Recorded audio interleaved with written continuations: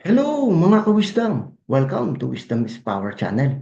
Kung bago ka pa lang sa channel na ito, huwag kalimutang mag-subscribe, i-like, mag-comment, at i-share ang video ito.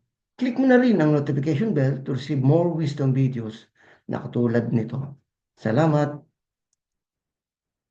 Today we're going to discuss about the unbalanced three-phase loads.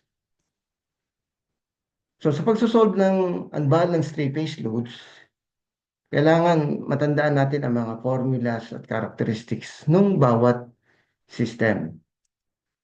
So say for example, in Y, the line current and the phase current are equal. Sa delta, the line voltage and the phase voltage are equal also, while the Kirchhoff's current law states that the summation of current entering a node is equal to the summation of currents leaving that same node. Mahalaga din ang mag-label tayo sa mga values natin. Halimbawa, mga line voltages ng Y, pwede natin silang i-label ng VAB, VBC, and VCA. While the phase voltages are VAN, VBN, and VCN. Pagdating naman sa delta, the line currents are I sub A, I sub B, and I sub C. While the phase currents in delta are I sub AB, IBC, and ICA. So, kailangan consider din natin yung mga phase sequences natin. So, we have two. Pwede natin sabihin na positive or what we call the ABC. And we have also the negative sequence or the ACB sequence. So, pansinan natin kapag positive, ang reference angle natin ay 0 degrees, followed by negative 120 degrees for the phase B. Then, phase C or B sub C, ang angle niya is positive 120 degrees. So, starting from 0, followed by negative 120, followed by 120. But that is ABC. Pagdating sa negative, ganun pa rin yung sequence natin, 0, negative 120, positive 120. But pansinin natin, siya ay ACB. Kaya kung ilalagay natin siya sa ABC, mauuna yung positive 120 kung sa negative sequence. So, 0, susundan ng 120 degrees, then followed by negative 120 degrees. So, that is for negative sequence. So, kailangan maging maingat tayo dyan. So, let's say practice problem number 1. In an unbalanced three-phase star system, determine the load currents if the supply voltage is 415 and with impedances C sub A is equals to 8 plus J0, C sub B is equals to 0 minus J8, Z sub C is equals to 0 plus J8. So, ang mga phase voltages natin, or rather the line voltages natin as given, are 415 volts. So, sa lahat ng lines natin. So, line AB, line BC, and line AC. Ang mga impedances natin ay given na rin. So to solve for the phase voltages, we all know that is equals to line voltage divided by square root of 3. So, that will give us 239.6 volts. So, since walang sinasabi kung ano ang phase sequence natin, i-assume natin na ito ay positive phase sequence. So, the VAN, that will be is equals to 239.6 angle 0 degrees. So, that is the phase voltage. Then, since this is a positive sequence, that will be followed by negative 120 degrees, then the positive 120 degrees. The same magnitude of 239.6 volts. So, to solve for the phase currents, therefore, that will be is equals to VAN divided by the impedance A. So, that is equals to 29.95 angle 0 degrees ampere. So, for the phase B, the phase current, that will give us 29.95 angle negative 30 degrees ampere. For I sub C, this will give us 29.95 angle 30 degrees. So since we all know that the characteristics of Y, the line current and the phase currents are equal. Practice problem number 2. So determine the line currents and the neutral current based from the figure. So again, wala na naman siyang sinasabi kung ano ang kanyang phase sequence. So we assume na ito ay positive sequence. So starting from 0 degrees, followed by negative 120, then followed by positive 120. So solving for the phase currents, since the line current is also equal to the phase current, then the line current A is VAN over the impedance of A. So that will give us 6 angle 0 degrees. For the phase current B, that will give us 12.75 angle negative 152 degrees. So for the phase current C, that will give us 120, the angle 120 degrees, the value of BCN, all over 12 minus J4, the value of the impedance of phase C. So that will give us 9.49 angle 138.43 degrees ampere. And for the neutral current, so using the Kirchhoff's current law, the summation of current entering a node is equal to the summation of current leaving that same node. So the neutral current is equals to the negative. So this negative sign denotes the direction of the current.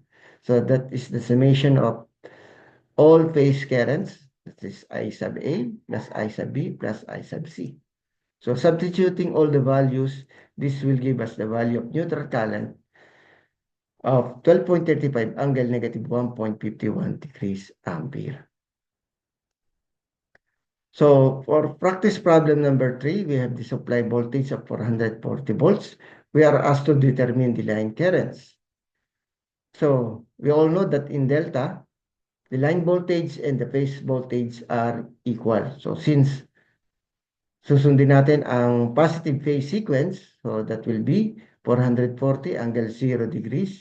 Then the same magnitude of 440, the angle is negative 120 degrees followed by positive 120 degrees. So kailangan lang nating makuha yung mga phase currents natin. AB, IBC, and ICA. So to solve for the line currents, gagamitan siyempre natin ng KCL. So lahat ng papasok na current is equals dun sa summation ng lahat ng current na maglilib dun sa same node. So halimbawa, node A, node B, and node C. At node A, the line current A is equals to IAB minus ICA. At node B, that will be IB is equals to IBC minus IAB. At node C, yung I sub C is equals to ICA minus IBC. Kaya kailangan makuha muna natin yung mga phase currents natin, then saka natin makukuha yung line currents. So solve first for the phase currents, then IAB is equals to 39.35 angle 26.57 degrees. Then for IBC, we just substitute all the values. Then this will give us 27.5 angle negative 120 degrees. And for ICA, that will give us 44 angle 83.13 degrees ampere. Now, we have all the phase currents. Pwede na nating masolve yung mga line currents using Kirchhoff's current law. All we have to do is to solve, substitute all these values dun sa ating equation na nakuha using Kirchhoff's current law.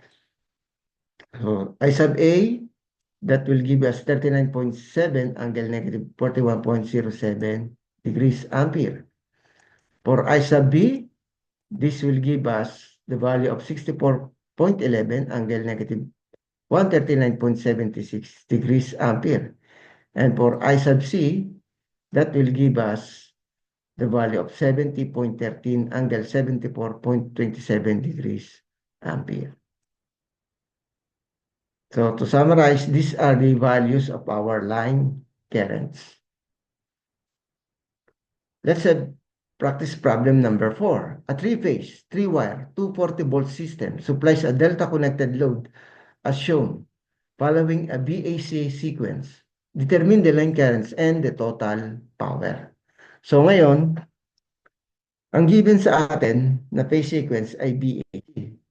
So, hindi tayo masyadong familiar sa BAC dahil alam lang natin ay yung ABC at saka ACB sequence. So, titingnan natin kung anong sequence yung BAC. So, since this is a sequence, so magsusunod-sunod yan. BAC, so halimbawa, meron kang apat na BAC. So, from this sequence, BAC, BAC, BAC, BAC, makakabuo ka dyan ng ACB, then ACB. O, ibig sabihin, yung BAC sequence ay equals lamang dun sa ACB sequence. Kaya kung papansin na natin, mag-start tayo ng reference natin, 240 angle 0 degrees. Then followed by VCA, which is a value of 240 angle negative 120 degrees, and BBC is equals to 240 angle 120 degrees.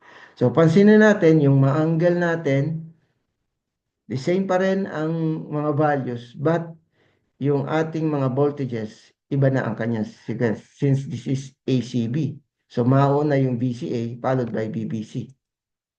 So, again, kailangan uli natin ng mga phase currents, IAB, IBC, and ICA. Then, gagamitan uli natin using Kirchhoff's current law. So, nasolve na natin ito kanina. Then, we can solve for the phase currents. So, IAB will give us 9.6 angle negative 90 degrees. Then, for IBC, this will give us 16 angle 90 degrees. For ICA, and this will give us 12 angle negative 120 degrees. All we have to do is to substitute all the values, use our calculator. So dapat naka-complex mode kasi magkakaiba yung kanyang numerator and denominator. Yung ating denominator, numerator, nasa polar form. Yung iba naman ay, ang denominator natin magkakaiba. Merong naka-rectangular at yung iba naman ay naka-polar din. So, mas maganda, put your calculator in complex mode. So, using Kirchhoff's current law and yung mga phase currents na na-solve natin, isa-substitute na lang natin sa I sub A, I sub B, and I sub C. So, sa I sub A, substitute all the values na na-solve natin kanina, then this will give us 6.05 angle 7.52 degrees ampere. For I sub B, so that will give us 25.6 angle 90 degrees. For I sub C, that will give us 27.07 angle negative 102.81 degrees for the value of I sub C. Then to solve for the total power, we all know that is equals to, so per phase, ano? So phase 1, phase 2, and phase C, 3 or PAB, PBC plus PCA. So PAB, of course, yung isang phase ng AB, so that is, we all know, the voltage across AB and the current flowing AB, then cosine theta.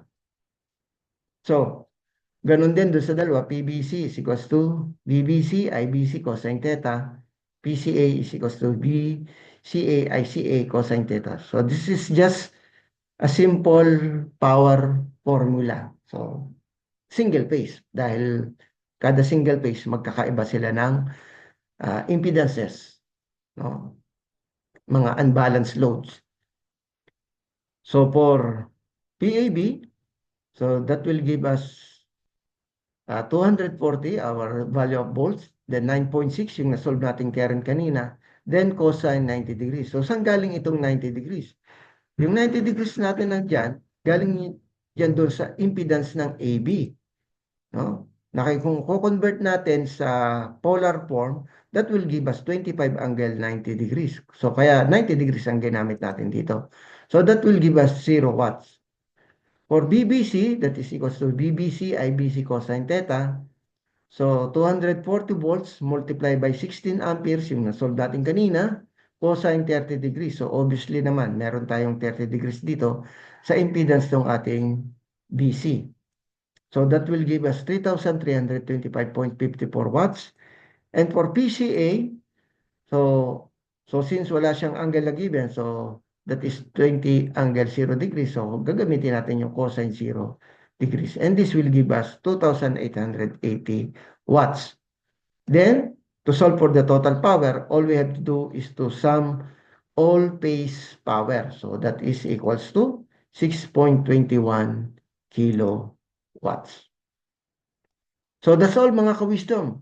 Again, kung bago ka pa lang sa channel na ito, huwag kalimutang mag-subscribe, i-like, mag-comment at i-share ang video ito. Click mo na rin ang notification bell to receive more wisdom videos na katulad nito. Salamat!